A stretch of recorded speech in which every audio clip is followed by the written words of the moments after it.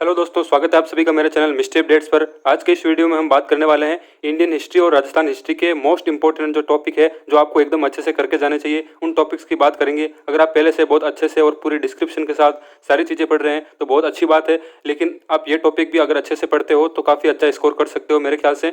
और अगर बात कर लेते हैं, मैंने आपको आर्थिक समीक्षा की एक क्रोनोलॉजी की एक मैंने पीडीएफ डाली है मेरे टेलीग्राम चैनल पर। अगर अभी तक आपने नहीं देखी है तो एक बार ज़रूर देखें। और वो बुक मैंने पहले भी एक वीडियो में बताई थी, आपको सजेस्ट करी थी। बहुत ही अच्छी बुक है, मैं उस बुक को पढ़ चुका हूँ, इसीलिए मैं आपको रिव्यू दे रहा हूँ या उसके बारे में बता रहा हूँ। ऐसे ही नहीं बोल रहा हूँ किसी से सुन के, मैंने खुद ने उसको पढ़ा है। बहुत ही अच्छी छोटी छोटी जो चीज़ें होती है एग्जाम के अंदर पूछी जाती है, काफ़ी सारी चीज़ें ऐसी होती है जो हमें पता नहीं चलता है और एग्जाम टाइम में हम देखते हैं तो लगता है कि ये आउट ऑफ कोर्स आ गई, या ऐसे क्वेश्चन जो मैंने आज तक नहीं देखे। तो उस तरीके के क्वेश्चन लगभग इसके अंदर आर्थिक समीक्षा के अंदर बनते हैं। जैसे कि अशोक गहलोत ने कोविड-19 के दौरान कितनी बार वीडियो कॉन्फ्रेंसिंग की थी, कितनी बार वीडियो कॉल करे थे, इस तरीके के क्वेश्चन लगभग कई बार पूछे जाते हैं। तो इस तरीके के क्वेश्चन अपन अचंभित हो जाते हैं कि कहाँ से आए हैं। तो इस तरीके के क्वेश्चन लगभग आर्थिक समीक्षा के अंदर से ही आते हैं। और ये बुक जो मैं आपको बता रहा हूँ, क्रोनोलॉजी वाली बुक, बहुत ही अच्छी बुक है। मैंने आपके लिए पीडीएफ डाल दी है, कम से कम एक बार तो उसको एग्जाम में जाने से पहले एक बार जरूर देख के जाएं और अच्छे से पढ़ के जाएं। काफ़ी सारे, लगभग मैं तो ये मानता हूँ कि लगभग क्वेश्चन बनने वाले हैं। मैं ऐसे नहीं बोल रहा हूँ कि हाँ 100% क्वेश्चन बन जाएंगे, लेकिन ये अगर आप मेरी बात पूछे तो मैं तो ये सोचता हूँ कि लगभग क्वेश्चन बन ही जाएंगे उसके अंदर से। इसके अलावा मैंने एक मूमल का वार्षिकांक जो आता है, अभी आया 2020-21-22 वाला, उसका भी मैंने आपको पीडीएफ डाल दिया है टेलीग्राम पर। तो मैंने लिंक दे दिया है उसका, नीचे आप जाके ज्वाइन कर सकते हैं और उस वीडियो को डाउनलोड कर सकते हैं। चलिए वीडियो को स्टार्ट करते हैं। तो सबसे पहले अपन बात कर लेते हैं राजस्थान हिस्ट्री की, इसके बाद मैं इंडियन हिस्ट्री की भी बताऊंगा। और आर्ट और कल्चर की मैं इस वीडियो में नहीं ले रहा हूँ, इसके बाद एक छोटा सा वीडियो जरूर बना दूंगा क्योंकि वीडियो ज़्यादा लंबा हो जाता है। इसलिए अपन बात कर लेते हैं हिस्ट्री की। तो इसके अंदर सबसे पहला टॉपिक आता है, इसके अंदर प्राचीन सभ्यता और अभिलेख। ये टॉपिक आपके लिए काफ़ी इंपॉर्टेंट है, तो ये इसको आपको अच्छे से करके जाना चाहिए। इसके अंदर भी मैं कुछ छोटे टॉपिक्स है जो मैं आपको बता देता हूँ। जैसे अगर अभिलेखों की बात करें तो इसके अंदर आता है घटियाला अभिलेख हो गया, एक और आता है जैसे चीरवा का अभिलेख क्या है, बिजोलिया अभिलेख क्या है, और अगर इसके अंदर बात करें तो गोसुंडी का अभिलेख क्या है, और बात करें कुंभलगढ़ का अभिलेख क्या है। जैसे घटियाला अभिलेख है, इसके अंदर जैसे मंडोर प्रतिहारों की जानकारी मिलती है, तो किस अभिलेख के अंदर कौन से राजवंश की जानकारी मिलती है। तो इस तरह के क्वेश्चन लगभग बनते हैं। तो ये 4-5 जो इंपॉर्टेंट है वो आपको एकदम अच्छे से पढ़ के ही जाने चाहिए। और इसके अंदर बात करें प्राचीन सभ्यता की, तो इसके अंदर बात करें तो जैसे कालीबंगा आपके लिए इंपॉर्टेंट है, और बात करें आहड़ सभ्यता उदयपुर, ये भी इंपॉर्टेंट है। गणेश्वर सभ्यता है, ये भी इंपॉर्टेंट है। बेराट जयपुर, बात करें बागोर सभ्यता, बालाथल सभ्यता। तो ये 7-8 जो सभ्यता है, 4-5 सभ्यता है, वो बहुत ही ज़्यादा इंपॉर्टेंट है। लगभग क्वेश्चन इसके अंदर से बन जाते हैं, इसलिए मैं आपको ये लिखवा रहा हूँ। तो इन टॉपिक्स को कम से कम आप अच्छे से करके जाएं। इसके बाद अपन नेक्स्ट बात कर लेते हैं। नेक्स्ट टॉपिक आता है इसके अंदर राजपूत वंश। तो ये टॉपिक थोड़ा सा बड़ा है, लेंदी है, तो इसके अंदर भी मैं आपको कुछ राजवंश बता देता हूँ जो कि बहुत ही ज़्यादा इंपॉर्टेंट है। इसके अंदर राजवंशों में लगभग काफ़ी बार क्वेश्चन बनते हैं उत्पत्ति पर। तो उत्पत्ति वाला टॉपिक भी आपको एकदम अच्छे से करके जाना चाहिए। जैसे ब्राह्मणों की उत्पत्ति का किसने मत दिया था कि ब्राह्मणों से उत्पत्ति हुई है राजपूत वंश की, या इनके मतों के बारे में ज़्यादातर क्वेश्चन आते हैं उत्पत्ति के लिए। जैसे हूणों का किसने बताया था, कुषाणु से उत्पत्ति किसने बताई थी। तो इस तरीके के क्वेश्चन लगभग आपके बनते हैं उत्पत्ति में से। अब बात कर लेते हैं राजपूत वंश की। तो इसके अंदर सबसे पहले इंपॉर्टेंट जो राजवंश आता है वो आता है गुर्जर प्रतिहार वंश। तो ये आपके लिए बहुत ही ज़्यादा इंपॉर्टेंट है, इसको एकदम अच्छे से पढ़ के जाना चाहिए। इसके बाद और अगर बात करें जैसे चौहान वंश आ गया, तो ये भी इंपॉर्टेंट है। और इसके अंदर आता है गुहिल वंश, तो ये भी आपको पढ़ के जाना चाहिए। गुहिल वंश को और गुर्जर प्रतिहार वंश को थोड़ा डीपली अच्छे से पढ़ के जाएं। बाकी अगर आप ऊपर की चीज़ें पढ़ते हैं तो भी अच्छे से आप कवर कर सकते हो। गुहिल वंश की अगर बात करें तो इसके अंदर आता है कुंभा, राणा कुंभा वाला आप पढ़ो अच्छे से। सांगा हो गया, तो ये तो आपको 2 अच्छे से पढ़ के ही जाना चाहिए। एक और इसके अंदर बात कर लेते हैं राणा प्रताप, महाराणा प्रताप की, तो ये भी आपके लिए इंपॉर्टेंट है। और इसके अंदर आता है एक राय सिंह, तो इनको आपको अच्छे से पढ़ के जाना चाहिए। ये क्या होता है, जैसे कुंभा की उपलब्धियां पूछ लेते हैं कई बार कि कुंभा के कौन कौन सी रचनाएं हैं, इनके दरबारी कौन कौन थे, कौन से विद्वान थे, इसकी किस किस ने रचना की थी, या इनके बारे में को पूछ लेते हैं कि कई बार की निर्माण किस किस का कराया था, कौन से किले का निर्माण करवाया था। तो इस तरीके के लगभग क्वेश्चन बनते हैं। तो गुहिल वंश के अंदर से आपको कुंभा, सांगा, महाराणा प्रताप और राज सिंह, ये आपको अच्छे से एक बार देख के जाना चाहिए। इसके बाद अपन नेक्स्ट बात कर लेते हैं इसके अंदर। नेक्स्ट इसके अंदर आता है जयपुर।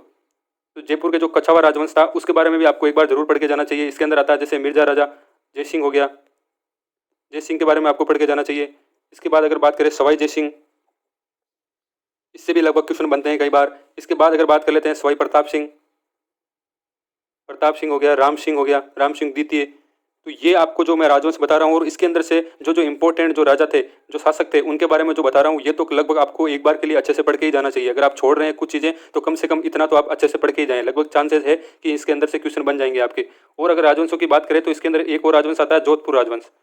तो जोधपुर के अंदर बात करें, जोधपुर के जो राठौड़ राजवंश है, इसके अंदर रणमल, मालदेव हो गया, तो ये भी इंपॉर्टेंट है आपके लिए। एक इंपॉर्टेंट चंद्रसेन बहुत ही ज़्यादा इंपॉर्टेंट है आपके लिए। और इसके अंदर बात करें जैसे मोटा राजा उदय सिंह हो गया, और बात करें मान सिंह और जोधा हो गया, तो ये आपको अच्छे से पढ़ने हैं, ज़्यादा डीपली पढ़ने की ज़रूरत नहीं है। ये लगभग अगर आप रणमल या मालदीव की अगर बात करते हो तो लगभग ये एक पेज के अंदर खत्म हो जाते हैं, तो इनको एक बार अच्छे से रीडिंग करके जानी चाहिए ऊपर से इनकी। और अगर इसके अंदर बात करें, एक और आ जाता है बीकानेर राजवंश। तो बीकानेर राजवंश की अगर बात करें, इसके अंदर लूणकरण सर इंपॉर्टेंट होता है, इसके बारे में कुछ चीज़ें आप पढ़ सकते हैं।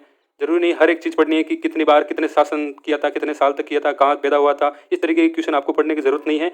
खासकर इसके अंदर क्वेश्चन कैसे बनते हैं, जैसे किस शासक के साथ इनका युद्ध हुआ था, या मुगलों के साथ इसके क्या संबंध थे, इस तरह के क्वेश्चन बन सकते हैं। या इसके दरबारी कौन थे, या इसने कोई झील का निर्माण करवाया हो या कोई गढ़ का निर्माण करवाया हो, तो इस तरह के क्वेश्चन लगभग बनते हैं, तो ये आपको पढ़ के जाना चाहिए। और इसके अंदर आता है बीका आता है। और अगर बात करें राय सिंह और गंगा सिंह, तो यही अगर आप पढ़ते हो तो लगभग बीकानेर का लगभग कंप्लीट हो जाता है आपके। और इसके अंदर छोटी छोटी जो चीज़ें आती है, जैसे युद्धों के बारे में कई बार पूछ लिया जाता है, कई बार युद्धों के लिए पूछ लेते हैं कि धर्मत का युद्ध कहाँ पर हुआ था या किन किन के बीच में हुआ था, दोराई का युद्ध हुआ, गिरी सुमेल का युद्ध हुआ, तुंगा का युद्ध हुआ, तो इस तरीके के क्वेश्चन लगभग आपके बन जाते हैं। तो युद्धों का भी जो क्रम होता है उसको भी आपको एक बार अच्छे से पढ़ के जाना चाहिए। तो लगभग मैंने जो राजवंश थे इसके अंदर आपको कंप्लीट कर दिए हैं। हाँ, एक छोटा सा और जरूर रह जाता है, जैसे कि दिल्ली सल्तनत के साथ जो संबंध थे, जैसे रणथंभौर हो गया, चित्तौड़गढ़ हो गया, सिवाना, जालोर, इसके जो चौहान थे, चौहान राजवंश थे, उनका दिल्ली से क्या संबंध था। तो इस तरीके के क्वेश्चन लगभग पूछ लेते हैं कि अलाउद्दीन खिलजी ने या जलालुद्दीन खिलजी ने कहाँ पर आक्रमण किया था, किस सन में किया था। और इसके अंदर एक छोटा सा टॉपिक आता है, इसके अंदर केसरिया और जौहर, तो केसरिया और जौहर किया था या किस रानी ने किया था, किस राजा ने किया था, किसके आक्रमण किया था, किसके विरुद्ध आक्रमण हुआ था। तो ये लगभग इसी के अंदर सब टॉपिक्स आते हैं, तो इसी के अंदर ये लगभग टॉपिक मिल जाता है आपको। तो ये जो आपको टॉपिक बताएं इनको एकदम अच्छे से करना चाहिए। इसके बाद हम नेक्स्ट टॉपिक की बात कर लेते हैं। नेक्स्ट टॉपिक है इसके अंदर राजपूत अंग्रेज संधि तथा राजपूत मराठाओं के संबंध। तो राजपूतों के साथ जो अंग्रेजों की संधियां हुई थी वो कौन कौन सी हुई थी, या किन किन के बीच में हुई थी, किन महाराणाओं के बीच में हुई थी, और मराठाओं के साथ इनके क्या संबंध थे। तो इस तरह के लगभग क्वेश्चन बनते हैं। जैसे कि इसके अंदर सबसे पहले अंग्रेजों के साथ किसने संधि की थी, जैसे इसके अंदर अलवर ने की थी, सबसे लास्ट में किसने की थी, सिरोही ने की थी। तो लगभग इसी तरीके के छोटे छोटे क्वेश्चन बनते हैं, तो इसको भी आप एक बार जरूर पढ़ के जाए इस टॉपिक को भी। नेक्स्ट इसके अंदर आता है 1857 की जो क्रांतियां थी, इसके अंदर जैसे जो 6 सैनिक छावनियां थी, उसके अंदर किस छावनी में किसने नेतृत्व किया था, कौन से युद्ध लड़े गए थे, जैसे किस अंग्रेज ने कौन सा विद्रोह दबाया था, किसमें सहायता की थी विद्रोह दबाने में। या अगर बात करें जो यहाँ के जो देसी मराठा थे या महाराजा थे, उन्होंने किसका अंग्रेजों का साथ दिया था, तो किसके अंदर साथ दिया था, कहाँ पर सेनाएं भेजी थी। तो लगभग इस तरीके के छोटे छोटे 1857 के अंदर ये क्वेश्चन बनते हैं। इसी के अंदर एक और टॉपिक आता है, जो स्वतंत्रता संग्राम हुआ था उसके दौरान जो संस्थाएं गठित हुई थी, तो कई बार इस संस्थाओं से भी क्वेश्चन पूछ लेते हैं, कई बार मिलाने के लिए क्वेश्चन पूछ लेते हैं, 4 ऑप्शन दे देते हैं, सामने संस्थाओं के नाम पूछ लेते हैं, इनका संस्थापन कौन था, इसकी स्थापना किस सन में हुई थी। तो इस तरह के क्वेश्चन लगभग पूछते हैं। जैसे इसके अंदर कुछ संस्थाओं की अपन बात कर लेते हैं, जैसे राजस्थान सेवा संघ कौन था, इसकी स्थापना किसने की, किस सन में हुई थी सेवा संघ। वीर भारत समाज की स्थापना कहाँ पर हुई थी, किसने करी थी। बात करें मारवाड़ हितकारिणी सभा, तो ये भी आपके लिए इंपॉर्टेंट है। और अगर इसके अंदर बात करें मारवाड़ सेवा संघ, और अगर बात करें जैसे इसके अंदर छोटा आ जाता है परोपकारिणी सभा की स्थापना किसने करी थी, किस सन में हुई थी, कौन कौन इसके सदस्य थे। काफ़ी बार सदस्य होते हैं, उसके अंदर भी कई बार पूछ लेते हैं कि कौन कौन से सदस्य इसके अंदर शामिल थे, तो ये भी आपको ध्यान में रखना है। सर्वहितकारिणी सभा हो गई, तो ये भी आपको पढ़ के जाना है। इसी के अंदर और बात करें जैसे हरिजन सेवा संघ, अखिल भारतीय देसी राज्य लोक परिषद, तो ये भी आपको पढ़ के जाना चाहिए।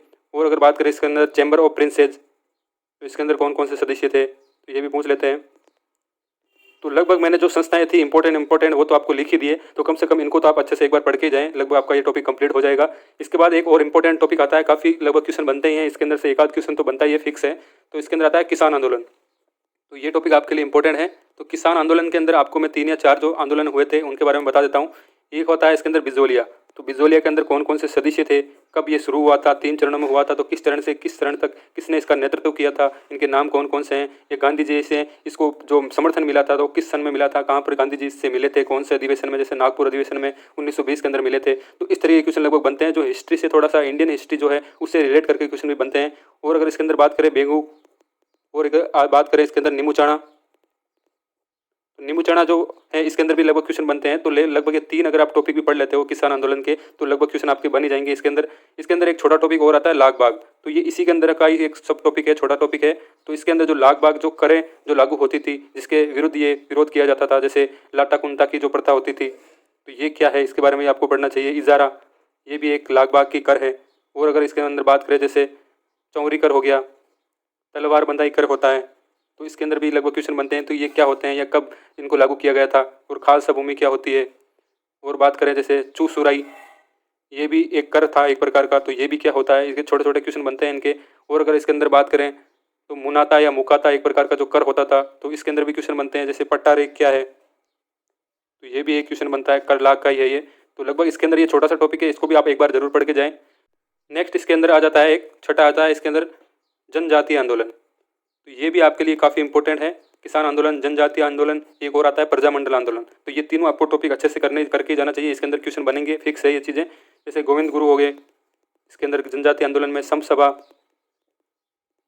और बात करें इसके अंदर भगत आंदोलन, मोतीलाल तेजावत, वे एक ही आंदोलन हो गया इसके अंदर एक और। तो ये भी आप पढ़ के जाएं, मोतीलाल तेजावत, इनका नेतृत्व किया था। तो इसके अंदर भी क्वेश्चन बनते हैं लगभग। तो ये लगभग जनजातीय आंदोलन में लगभग जैसे भगत आंदोलन हो गया, एक ही आंदोलन हो गया, लगभग इसी से क्वेश्चन बनते हैं। तो ये कम से कम आप अच्छे से पढ़ के जाएं। इसके बाद एक और आ जाता है इसके अंदर, प्रजामंडल आंदोलन। प्रजामंडल आंदोलन की अगर बात करें तो इसके अंदर लगभग सारे ही आंदोलन आते हैं। जैसे कि मेवाड़ में प्रजामंडल आंदोलन का किसने नेतृत्व किया था, इस तरह के क्वेश्चन बनते हैं, या कब हुआ था। तो नेतृत्वकर्ता के ज़्यादातर क्वेश्चन बनते हैं इसके अंदर। मारवाड़ आंदोलन हो गया, डूंगरपुर, जयपुर, बीकानेर।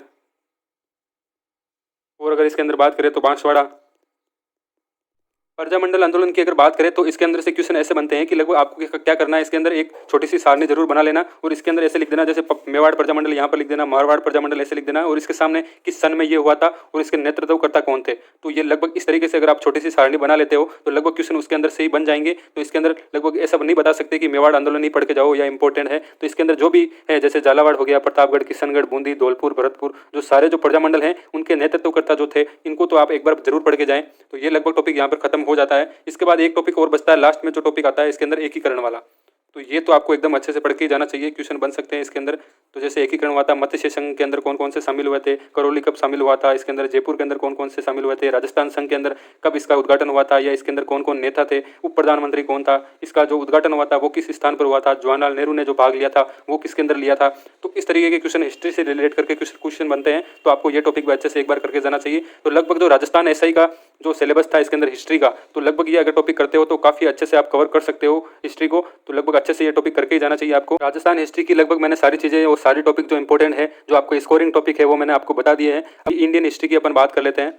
इंडियन हिस्ट्री आपको पता है कि 3 भागों में डिवाइड है। अगर बात करें प्राचीन की, मध्यकालीन या आधुनिक भारत की, तो आधुनिक भारत आपके लिए काफी इंपॉर्टेंट हो जाता है। प्रीवियस ईयर पेपरों की अगर बात करें तो भी आधुनिक भारत से ज्यादातर क्वेश्चन बनते हैं। तो आधुनिक भारत को आपको एकदम अच्छे से पढ़ के जाना चाहिए। अगर आप मध्यकालीन या प्राचीन भारत को एक बार के लिए छोड़ के भी चलते हैं, अभी अगर आप स्टडी कर रहे हैं, प्रिपरेशन कर रहे हैं, स्टार्ट किया आपने, तो लगभग ये आप प्राचीन और मध्यकालीन को आप छोड़ के भी चल सकते हैं। लगभग आधुनिक भारत को आपको एकदम अच्छे से करना चाहिए। फिर भी मैं आपको कुछ टॉपिक्स बता देता हूँ। जैसे अगर बात करें इसके अंदर प्राचीन भारत की, तो प्राचीन भारत के अंदर आप 3 या 4 टॉपिक जैसे होते हैं, सिंधु घाटी सभ्यता, तो ये आप अच्छे से एक बार जरूर देख के जाएं।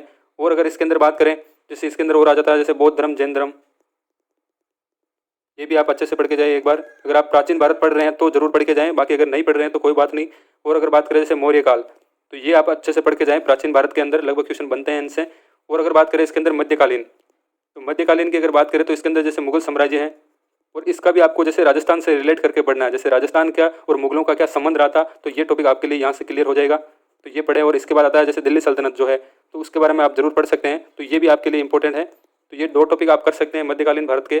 और अगर बात करें इसके अंदर आधुनिक भारत, मैं उन्हीं को ये टॉपिक बता रहा हूँ, या अगर आपने बिल्कुल नहीं पढ़ी है इंडियन हिस्ट्री को, तो कम से कम ये टॉपिक आप अगर पढ़ते हो तो हो सकता है आप अच्छा स्कोर कर सकते हो। तो उन्हीं को मैं टॉपिक बता रहा हूँ। बाकी अगर आप काफ़ी समय से प्रिपरेशन कर रहे हैं तो हर एक टॉपिक अच्छे से पढ़ सकते हैं। मैं ये नहीं बोल रहा हूँ कि आप यही टॉपिक पढ़ के जाओ। तो आधुनिक भारत में अगर बात करें इसके अंदर, तो आता है अंग्रेजों का जो आगमन हुआ था, या इसके अंदर ज़्यादातर क्वेश्चन जैसे 1757 से लेकर 1947 तक, तो ये आपको अच्छे से पढ़ के जाना चाहिए। इसके बीच जो आंदोलन हुए थे तो ये पढ़ के जाना चाहिए। इसके अंदर बात करें जैसे प्लासी का युद्ध हो गया, इंपॉर्टेंट है आपके लिए, बक्सर का युद्ध हो गया। और इसके अंदर अगर बात करें तो जो मेन जो वाइसराय और गवर्नर जनरल थे, तो वो आपको एक बार अच्छे से पढ़ के जाना चाहिए। जैसे अगर बात करें रॉबर्ट क्लाइव, ये भी आपके लिए इंपॉर्टेंट है। और अगर बात करें तो वॉरेन हेस्टिंग जो हो गया, इसको भी आप एक बार जरूर पढ़ के जाएं। इसके अंदर इसने कौन कौन सी जो संस्थाएं चालू की थी, या इसका क्या योगदान था भारत के इतिहास के अंदर। और अगर बात करें लॉर्ड कॉर्नवालिस ने क्या किया था, जिसके इसके अंदर स्थायी बंदोबस्त था, इसने लागू किया था लॉर्ड कॉर्नवालिस ने। और अगर बात करें इसके अंदर वेलेजली, तो ये भी आप पढ़ सकते हैं। इसके अंदर इसने सहायक संधियों को लागू किया था, आपको पता होगा।